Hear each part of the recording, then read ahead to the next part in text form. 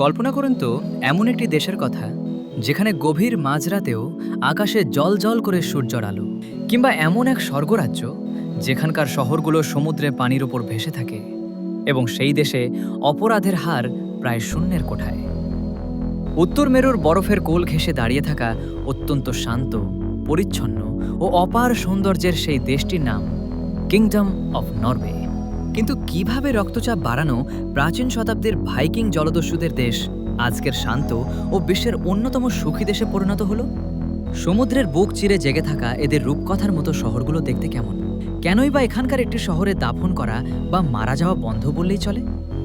আর পৃথিবীর শেষ প্রান্ত বলা হয় যে জায়গাটিকে, সেই রহস্যময় স্থানটির আসল রহস্য কী?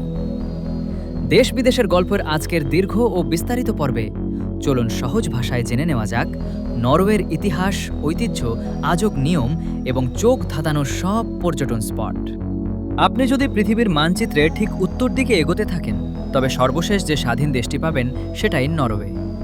দেশটি ভৌগোলিকভাবে এতটাই লম্বাটে ও সরু যে এর মূল ভূখণ্ড উত্তর থেকে দক্ষিণে দৈর্ঘ্যে প্রায় 1756 কিলোমিটার, আর এর পাহাড় ও সমুদ্র ঘেরা আঁকাবাঁকা বিশাল উপকূলরেখা, দ্বীপ ও খাড়ি মিলিয়ে প্রায় 83,281 কিলোমিটার দীর্ঘ।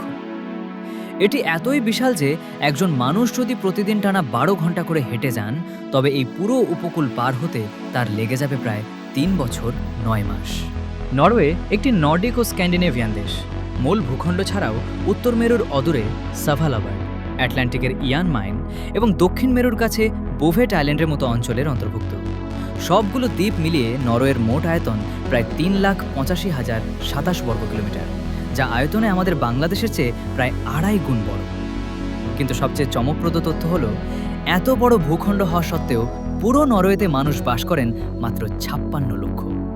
অর্থাৎ আমাদের রাজধানী ঢাকার 1/3 চেয়েও কম মানুষ ছড়িয়ে ছিটিয়ে বাস করেন এই দেশে। পরিসংখ্যান হিসাব করলে দেখা যায় নরওয়েতে প্রতি বর্গ কিলোমিটারে বাস করেন মাত্র 15 জন মানুষ, যেখানে বাংলাদেশে প্রতি বর্গ কিলোমিটারে 1300 জনের বেশি মানুষ বাস করেন। সেখানে নরওয়ে কার্যত এক বিশাল নিরিবিলি ও জনবিরল স্বর্গরাজ্য।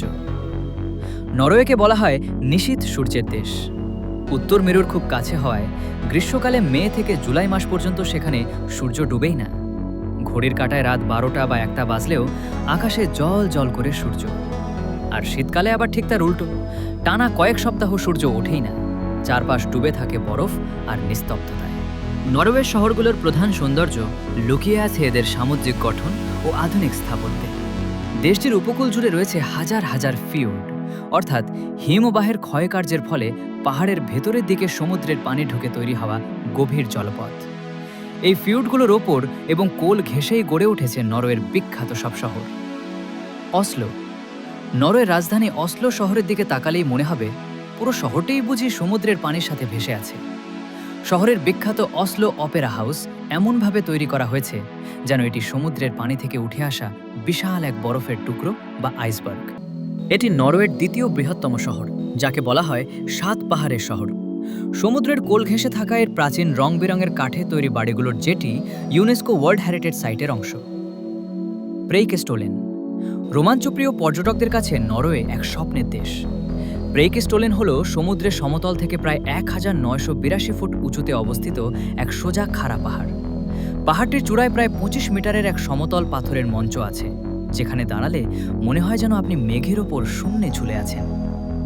হলিউডের বিখ্যাত সিনেমা মিশন ইম্পসিবল ফল আউটের রোমাঞ্চকর ক্লাইম্যাক্স দৃশ্যের শুটিংও কিন্তু এখানে করা হয়েছিল। নরওয়ের উত্তর মেরুর কাছের দ্বীপ সভালবার্ডের প্রধান শহর লংইয়ারবাইন। এই শহরটিকে বলা হয় মরে যাওয়া নিষিদ্ধ থাকা শহর। এর পেছনে রয়েছে সম্পূর্ণ বৈজ্ঞানিক কারণ। এখানকার মাটির নিচের স্তর সব সময় মাইনাস তাপমাত্রায় জমে বরফ পার্মাফ্রোস্ট হয়ে থাকে। 1950-এর দশকে চিকিৎসকরা আবিষ্কার করেন এখানে বছরের পর বছর আগে মাটি চাপা দেওয়া মৃতদেহগুলো অবিকৃত রয়ে গেছে, একটুও পচেনি। সংক্রামক ব্যাধিতে মারা যাওয়া মরদেহের মারাত্মক ভাইরাস যদি বরফের নিচে শত শত বছর জীবিত থাকে, তবে ভবিষ্যতে তা মহামারী ছড়াতে পারে। এই স্বাস্থ্য ঝুঁকি এড়াতে গুরুতর অসুস্থ ব্যক্তিদের মৃত্যুর আগেই দ্রুত বিমানে করে নরওয়ের মূল ভূখণ্ডে পাঠিয়ে দেওয়া হয়। এই শহরের কাছেই পাহাড়ের 400 ফুট গভীরে গড়ে তোলা হয়েছে সভালবার্ড গ্লোবাল জেট ভোল্ট বা ডুমসডে ভোল্ট। কোনোদিন যদি পারমাণবিক যুদ্ধ বা প্রাকৃতিক বিপর্যয়ে যদি পৃথিবীর সব ফসল ধ্বংস হয়ে যায়, তবে মানুষকে না খেয়ে মরতে হবে না। এই বরফের ব্যাংকে সুরক্ষিত রাখা হয়েছে বিশ্বের 12 লক্ষেরও বেশি জাতের ফসলের বীজ। নরওয়ের মূল ভূখণ্ডের একেবারে উত্তর প্রান্তের নাম নর্থ ক্যাপ।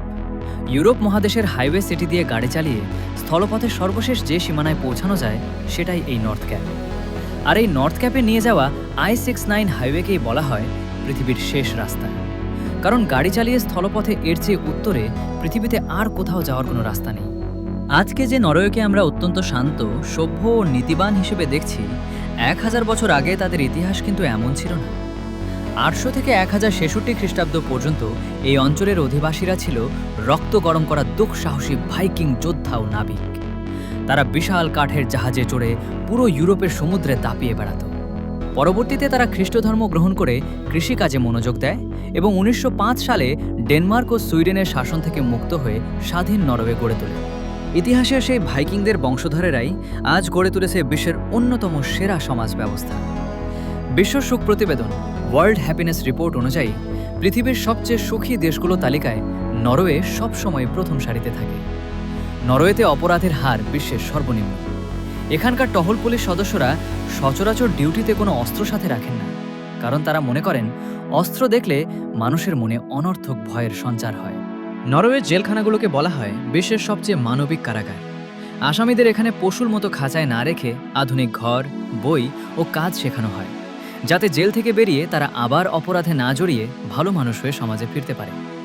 এমনকি শিশুদের মানসিক সুরক্ষায় নরওয়েতে 12 বছরের কম বয়সী শিশুদের উদ্দেশ্যে টিভিতে সরাসরি বাণিজ্যিক বিজ্ঞাপন দেখানো আইনত সম্পূর্ণ নিষিদ্ধ।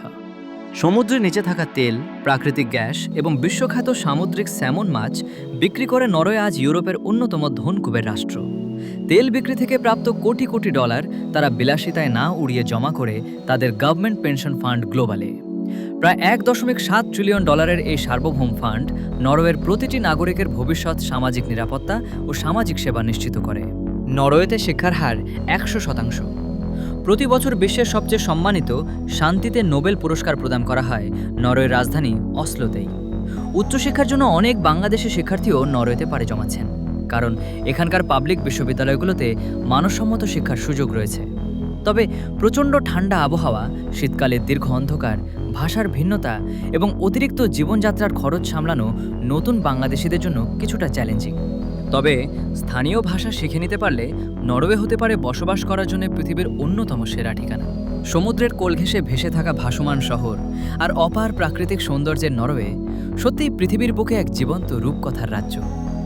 নরওয়ের এই প্রেকেস্টোলেন পাহাড়, ভাইকিং ইতিহাস আর পৃথিবীর শেষ প্রান্তের চমৎকার তথ্যগুলোর মধ্যে কোনটি আপনাকে সবচেয়ে বেশি মুগ্ধ বা অবাক করেছে তা নিচে কমেন্ট করে আমাদের জানান।